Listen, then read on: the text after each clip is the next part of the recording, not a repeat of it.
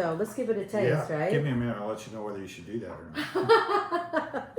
Oh, cheers. It's going to be hot, probably. Okay. I think my main thing was making sure I didn't overcook the meatballs. You know, so they're like so cooked. Oh, yeah. Do you like it? Very good.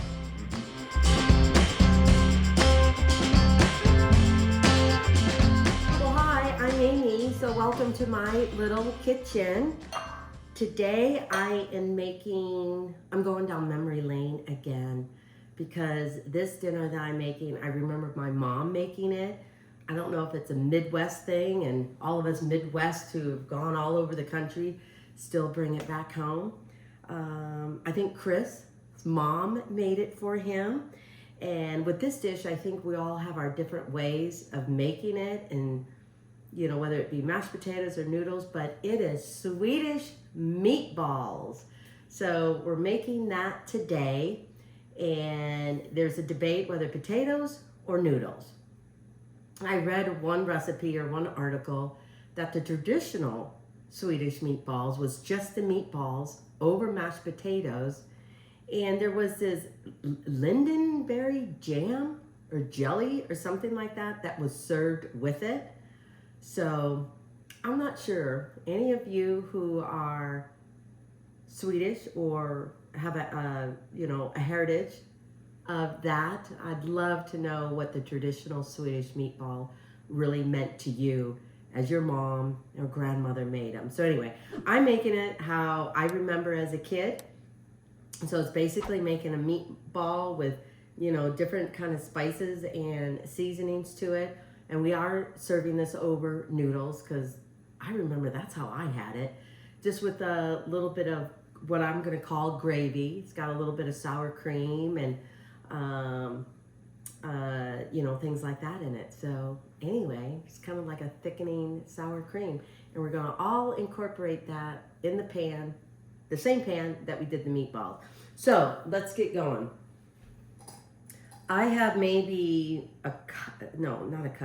maybe a half a cup of diced onions here, but do it finely diced because you're going to incorporate the onions into the meatballs, and no one really wants a big chunk of onion in their meatball unless you're doing a different kind of meatball. I've got 2 cloves of garlic and then this one little one, so I'm going to continue to chop up that. Now, if you notice that my eyes are a little bit red, it's because I chopped up this onion earlier. I tried to wait a little bit before I did this video, so my eyes weren't so red and watery, but I don't know. I may not have fared too well. I still have some of the makeup on from being at the pumpkin patch today. I was dressed as a steampunk. I think I might have mentioned this to you guys before, but when I first got this costume, a steampunk costume, I bought it because I liked it. I thought it was pretty cool and, you know, something different and, you know, stuff like that. It wasn't gory, it wasn't a vampire and all that other stuff. But then when I came to the farm and everyone's like, oh, you're dressed as a, you know, steampunk character. And I'm like, is that a thing? I did not know what that meant. And I'm like, okay, you know. And so I think it has a lot to do with the Industrial Revolution back in the day when manufacturing was really happening in this country, and cars and, you know, all that other stuff. That's what I think. I don't know. Maybe y'all can help me. Exactly what does steampunk mean? So anyway, that's what I think. But I like the costume. Chris likes it. Everyone liked it. I was like, well, wait a minute. Last week I was dressed up as a clown. Nope, they all like the steampunk the best. So far. Anyway.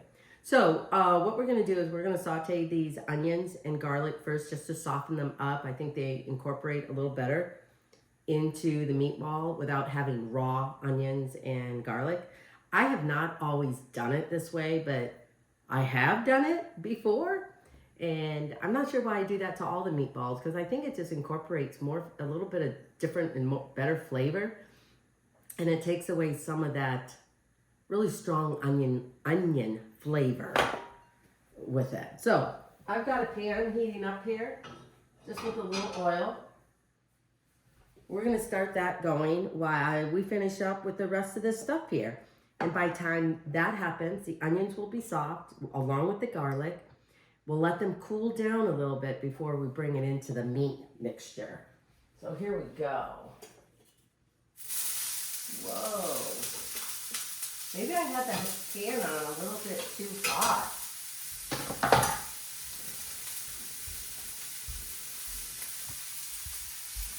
Okay. I guess I'll bring you guys over here a bit. There you go. You might need a little more olive oil here. Boy, I don't want this burned. Oh, geez. I think I had the pan on too hot.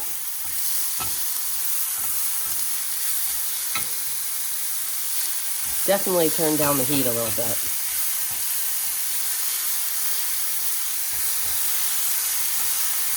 I thought I was warming up there, you know, getting that pan a little hot, and I didn't think I'd have to stay here and stir it, but because I had the pan so hot, I don't want the garlic to burn, and then you got, ooh, burnt garlic isn't the best.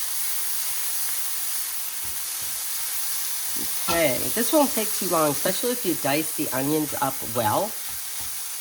I probably could have done a little bit more here.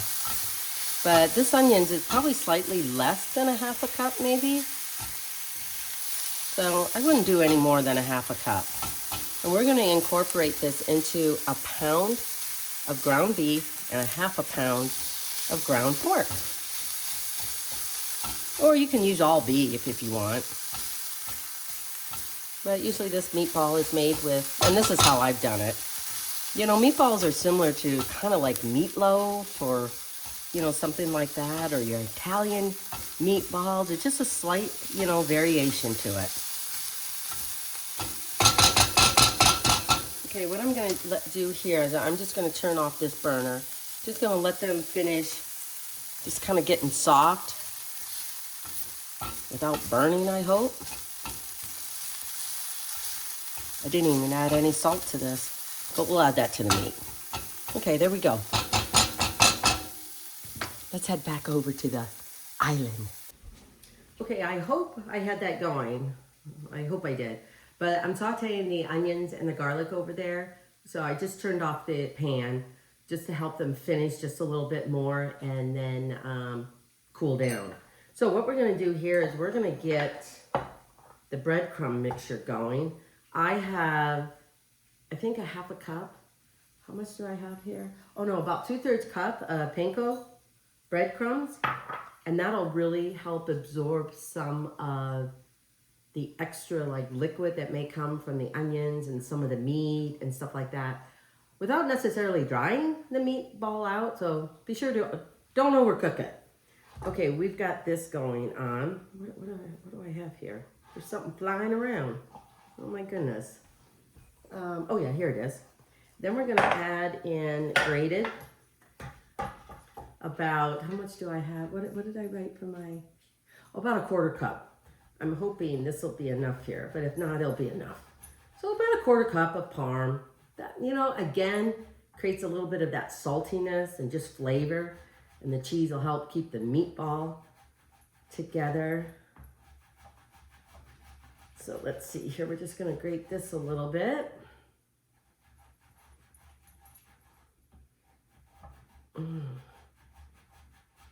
You know what, yeah, we're gonna throw all of this together in the breadcrumb mixture and then gently incorporate it with the meat as the onions and garlic kind of cool down. Oh, I love parm. I love Parmesan cheese. And if you haven't done this before, I'm sure a lot of you guys already know this, but you can use this rind and just stick it in with your stews, your soups, or something like that, and you'll get that parm flavor, and then you just take it out before you serve. Well, I think that's definitely about a 1/4 cup. So I think that's all we need. So we're gonna mix that in here.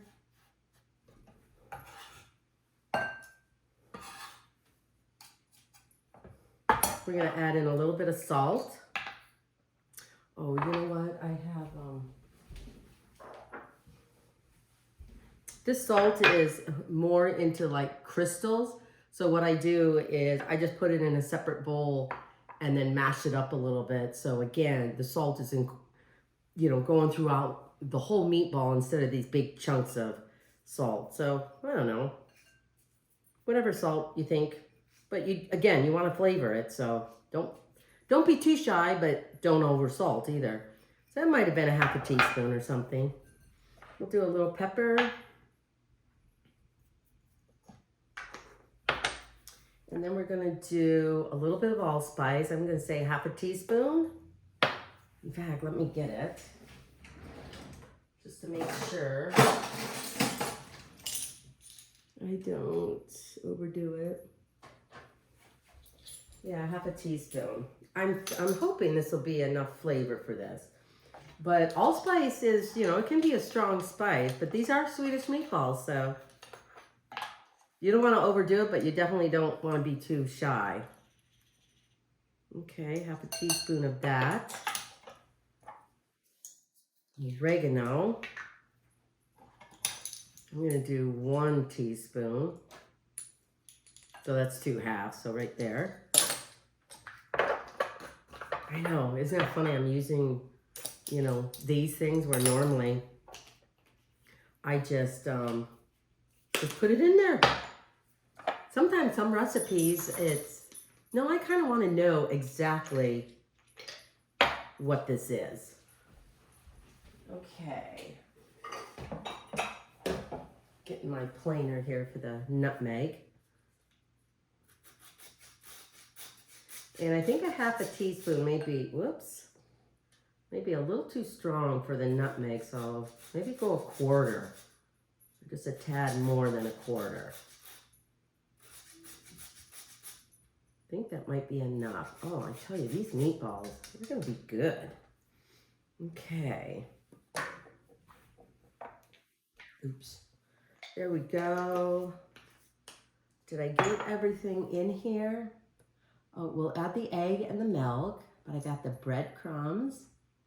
I've got the panko, the parm. 1/3 cup, okay, 1 egg. Yep, I've got it all. I love it. So here, let me get a smaller measuring cup. No, I think this will be fine because I'll use the same measuring cup for my beef broth. So we're just gonna add in maybe 1/3 of a cup. You don't want your panko crumbs too dry, but you don't want it too wet either. I'm just gonna use a fork to kind of stir this around a little bit.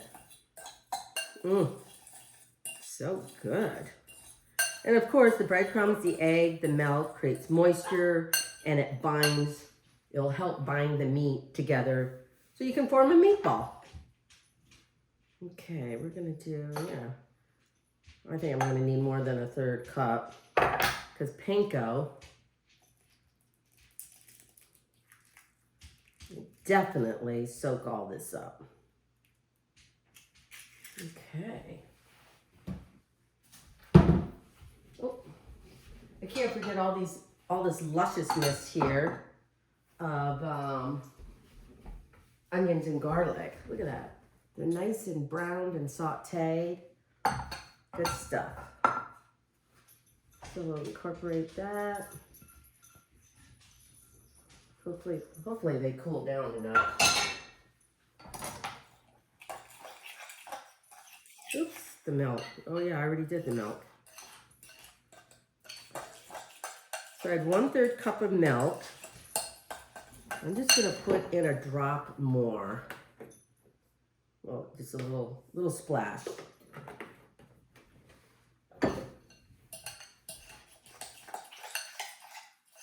You're right. Oh. I think some of the spices got my nose, my throat. Okay, there we go.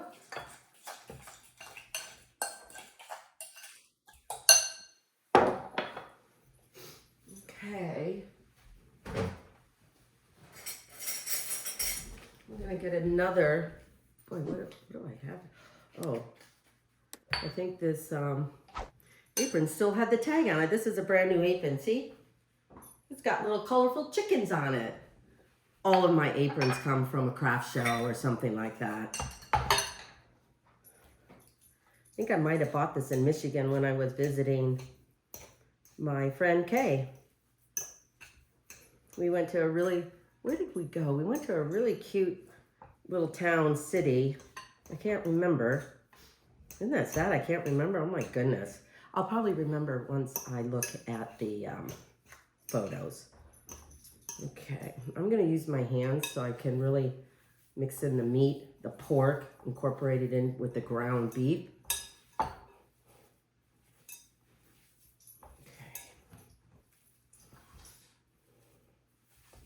All right.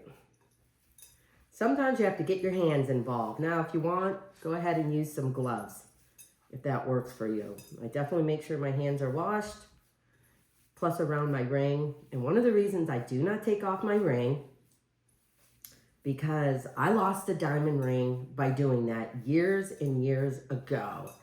And I told myself I never would. If I needed to, I would, after it's all done, the food or whatever I'm doing, I have a little toothbrush just for my ring, and then I would just brush it, you know, underneath some warm water and do it that way. Okay. Okay, we're gonna get all this mixture in there. Man, it smells so good. And these spices will work even though it's being done this way instead of adding them directly to the meat. That's why you really want to make sure this breadcrumb mixture is very much incorporated, but be careful not to overwork your meat, because then you could have tough meatballs. And believe me, who wants tough meatballs? Not I. I should say, not I, said the fly. Remember that book by Dr. Seuss? Something about the fly. I can't remember what the full name of it is. The fly went by or something like that. Okay. Trying to fold it into here. Make sure all this is incorporated within the meat. Not just on the outside, but inside of the meat. And hopefully I'm not overworking it. Okay, I think I got it. Man, these are gonna be good. Well, I hope my Chris will like them. I get kind of nervous when he mentions that his mom used to make this in a certain way, and you know, he really liked it. I'm like, oh dear, that's tough competition there. So hopefully I'll be able to do well. Okay, I think that's it. So what I'm gonna do is I'm just gonna set this in the refrigerator while I kind of just wipe my hands, clean this up a little bit, and that way it gives a chance for the meat to kind of come together and easier to make meatballs without it being so sticky. So I'm gonna put this in the fridge, wash my hands, clean this up a little bit. Let's do some meatballs. Okay, I think, I cleaned up this area a little bit here. Now we're gonna go ahead and make some meatballs. I have a little teaspoon here. Oh, let me get rid of this onion. Put this onion in the bag because we're done with that.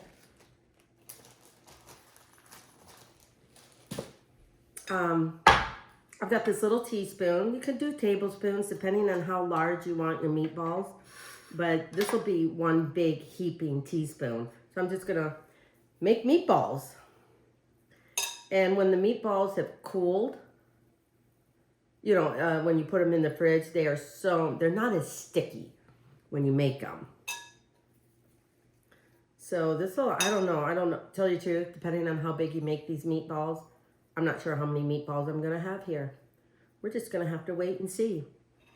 And because you don't wanna crowd your meatballs when you cook them, because then they're just steaming them, you want kind of that nice, just lightly golden crust on your meatballs. Okay.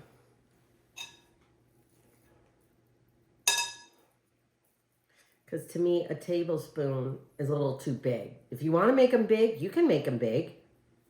Instead of having several meatballs, you know, as you dish up, maybe you only have like 2 if you do big heaping tablespoons.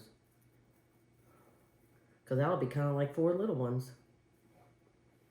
So I'm going to continue on and make these meatballs. And when I'm done, we're going to go over there and cook them. Okay, so we are making Swedish meatballs here in my little kitchen. So thanks for joining me, you guys. And I'll be right back. Okay, once I get this one done. All right. Okay, you guys, I finished making the meatballs. Whoa. So there they are. I don't know, there could be 30, 35 of them. We'll see. Well, I was heating up the pan and it got a little crazy in here because I put it on way too high and the fire alarm started going off because it overheated. So I turned it down. Hopefully we'll be okay. So I'm just gonna kind of put this plate over here because I'm right-handed. So I'm just gonna just gently lay these in here. So we got, oh, too close. And I have these in a cast iron pan. I'm not sure I'm gonna be a fan of this. I should have put it in my non-stick pan, but we'll see how it goes. So how many meatballs I wasn't counting. Were you guys counting how many meatballs I have here? So 1, 2, 3, 4, 5, 6, 7, 8, 9, 10, 11. Let's do an even dozen. So I have my cast iron on low. That goes to show you either my gas stove is hot or I have the pan on way too hot. But like I said, we just wanted to lightly brown them. So you really have to stand here and watch the meatballs. So, you know, this will take a little time. But I tell you, you're gonna love it. And so when I'm talking about lightly brown, do you see that? That is good, I think. Okay. Maybe that's why I wanted the cast iron, because it heats up quick, but also fast. But you definitely don't want them too quick because, oh well. Let me push this back a little bit. Because you want the meat to cook in, you know, the center of it. But it will also continue to cook in the sauce. Okay. So it'll just take a few minutes as you kind of keep turning the meatball around to brown them. The other thing I was going to do was to just maybe bake these in the oven. You cook them all at the same time and they still get kind of brown a little bit. But what you don't get is some of the flavor in the pan when you make the sauce. Or you could say gravy. So let me bring you over here. I got my meatballs there. We're doing the meatballs here. Might be time to turn them over. Like I said, this cast iron is hot. And of course, they may not all turn around right because they're round meatballs. So just kind of help them kind of get situated. Definitely turn that over.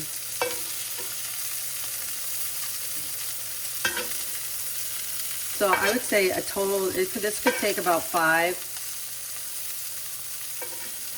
minutes for each one. So if you have 3 batches, that's at least 15 minutes to cook your meatballs.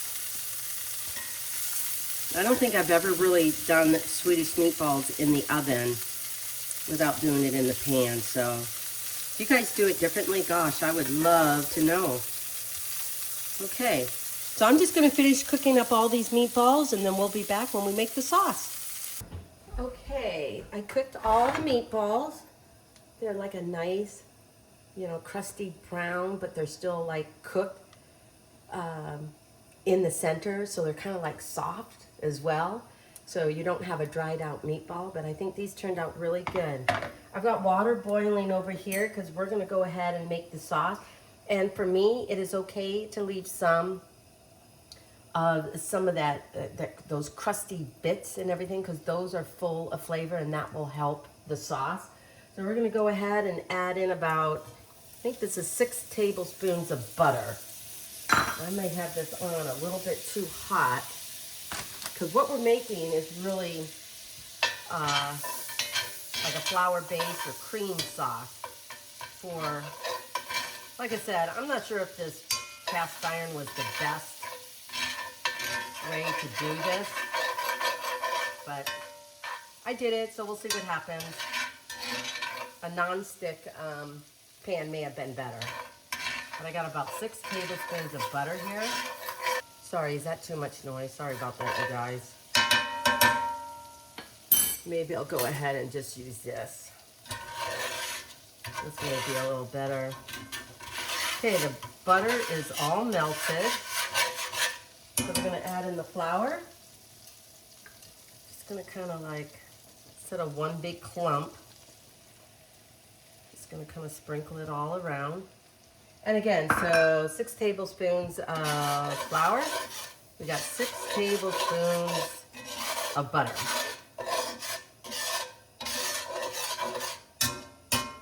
I'm gonna go ahead and use my whisk.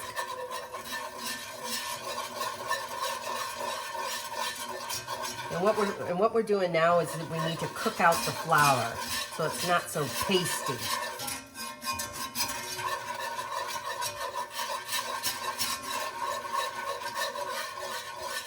I know, sorry, is this a little too loud, you guys? I'm gonna go ahead while this is just cooking there for a little bit.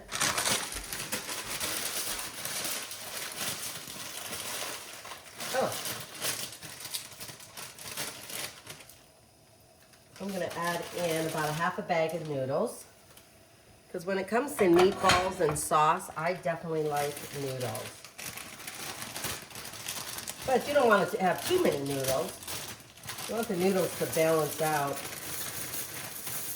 Okay, I think that's about enough. I'm just gonna use this to kind of push it down. So by time the noodles are done, the sauce will be done with the meatballs. So we're just gonna let that cook for a little bit. Put the lid back on, and I already salted my water. Okay, this is about cooked out. So I'm gonna slowly add in my beef broth. We'll see what happens there. I'm gonna start off with 2 cups of water. I'm gonna slowly just increase the heat just a little bit. Gonna add in the rest of the 2 cups of broth, and we'll see if we need any more. It could be 2 cups, 2.5. You don't want it too thick because you really want it to cover the meatballs and the noodles. And if you want, whoa, I think I got too close to this pot of water here. Steam almost burned me. Oh yeah. Oh, this is good. Because when you do the brown bits at the bottom of the pan, that incorporates some of the stuff that you put in with the meatballs. So we're gonna wait till this thickens up just slightly. Then we're gonna put the meatballs in here.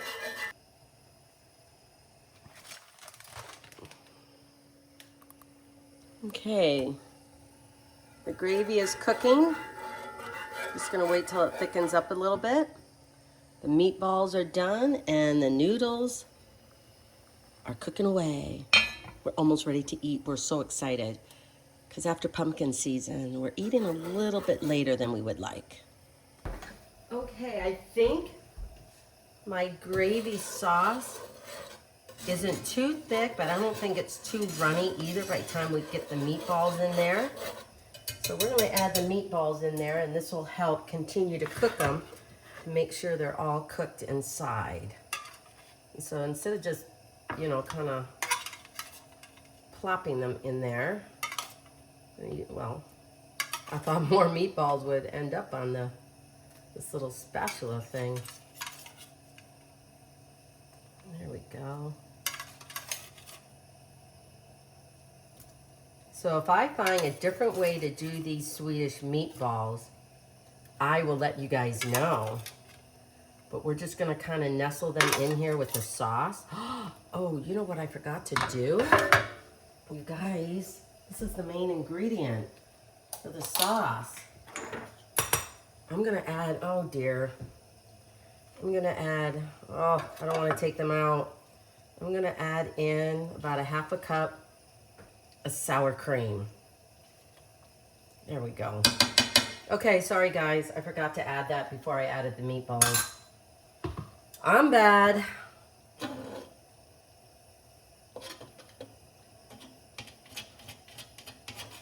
Gonna try and incorporate this somehow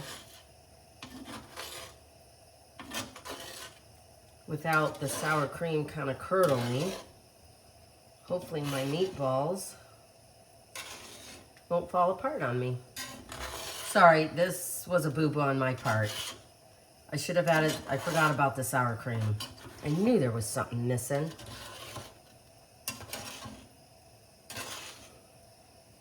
Alright, oops. Gravy got on my finger. It almost burnt.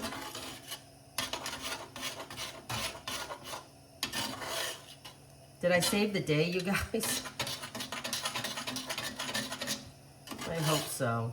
You know, to tell you too, Swedish meatballs almost remind me of like the sauce for beef stroganoff. But beef stroganoff obviously has paprika in it.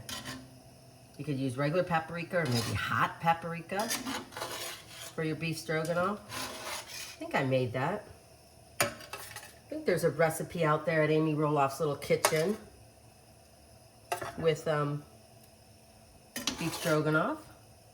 Okay, we're just gonna, this is on low. Oh, look at that. Did I save the day? Did I? Oh, I hope so. Oops. So we're just gonna, this is on low.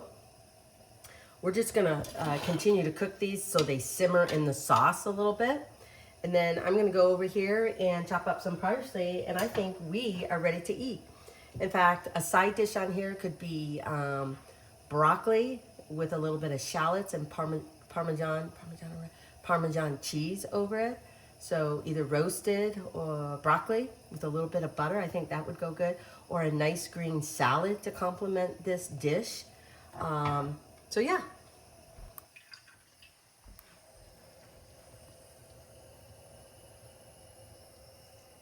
Okay, while the noodles finish cooking, they're almost done. They're almost there. I'm going to just chop up a little bit of parsley. Well, probably looks like a lot of parsley here, but we're making Swedish meatballs, you guys, in Amy's Little Kitchen. Thank you for joining me. I hope you guys are really enjoying the fall weather. Like I always tell you guys, I think any of my dishes, I mean, maybe not all the soups you're interested in the heat of the summer, but I think most of my dishes, you know, you can cook them any time of the year.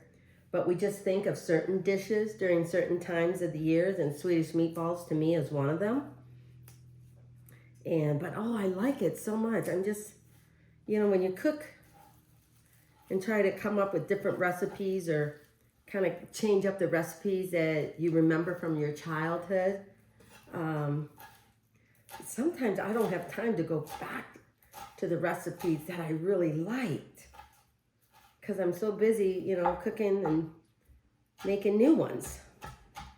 So we're just gonna chop this up, a rough chop or something. I don't want really, you know, thick leaves in here. And then I'm gonna put these in a little bowl. And because I have to hop on the stool, bring the stuff over here, I've got to drain the noodles. When y'all come back, which I hope you do, come back, y'all. I want you to come back. It'll all be right here. And maybe Chris will join us. He's kind of tired today. He just drove from the beach and went to the farm for pumpkin season. He's kind of wiped out. So anyway, okay.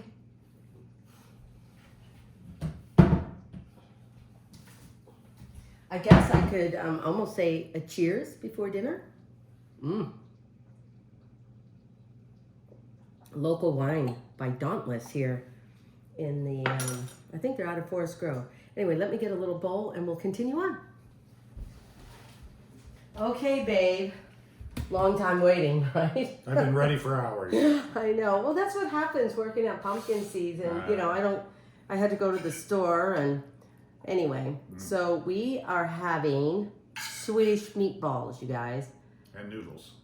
Yes, with noodles. You can do it over mashed potatoes too. My grandmother did it over mashed potatoes. Yeah. That's what I was used to. And see, I grew up with noodles. Isn't that kind of funny?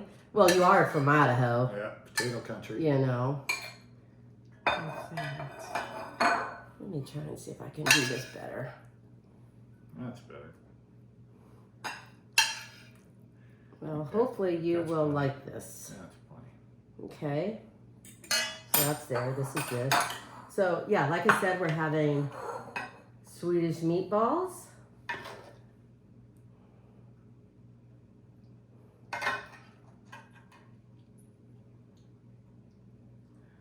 Want a little more?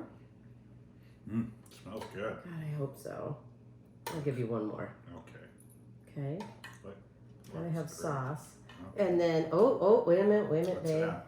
Just parsley. You know, look at how pretty it looks. Yeah, it's very pretty. You know? So, yeah, we were at pumpkin season, or I was there all day. Chris was there for a couple hours, but you drove back from the beach, so that kind of, you know, made a, yeah, tiring. Okay, I always make a little extra gravy because, you know, people like gravy. Jeez, I'm going to That's have to why make this is some good more. over mashed potatoes. You know what? No, I know this is going to be great. I'm just saying. That's why You know? I think traditionally it's over potatoes. So here we are. This is Swedish meatballs. You can find this recipe over on my YouTube channel, Amy Roloff's Little Kitchen, or go to my website, amyroloffslittlekitchen.com. So let's give it a taste, right? Give me a minute. I'll let you know whether you should do that or not. Oh, cheers. It's going to be hot probably. Okay. I think my main thing was making sure I didn't overcook the meatballs. You know, so they're like so cooked. Oh, yeah. Do you like it? Very good. Yeah. Oh, no.